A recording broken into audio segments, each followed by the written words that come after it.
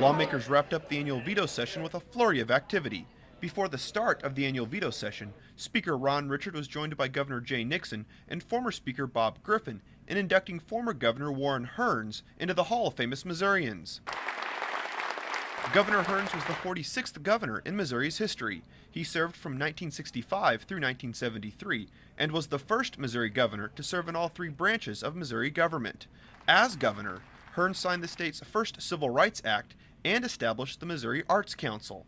Hernz was also responsible for landmark improvements in education and mental health in the state. From this day forward, every legislator and office holder, every public servant and private citizen who walked the marble corridors of the Hall of Famous Missourians will pass before his measured gaze.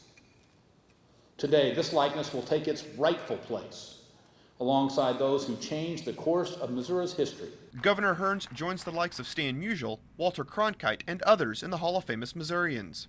For the service they gave to the state of Missouri. Following the induction ceremony, lawmakers held a memorial service to remember the House members who have passed away during the past General Assembly.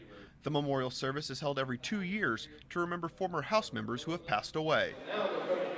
Following the morning ceremonies, lawmakers gavelled in for the annual veto session. Lawmakers attempted to overturn Governor Nixon's veto of House Bill 1903. The vetoed legislation creates 2 new funds to receive future federal stimulus dollars. Supporters of the legislation believe the vetoed bill is good government. 1903 really is about good government.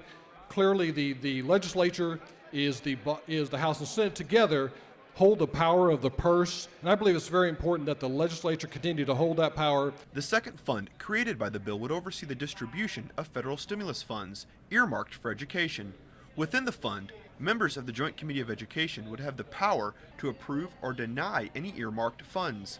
Opponents to the override argue the bill is unconstitutional. The Constitution of the state of Missouri forbids the legislature from meddling further in the appropriations once made. The bill empowers a legislative committee to, quote, approve or deny the distribution of funds. Lawmakers failed to reach the 2/3 vote needed to overturn the veto. Reporting from the state capitol, I'm Jonathan Lorenz.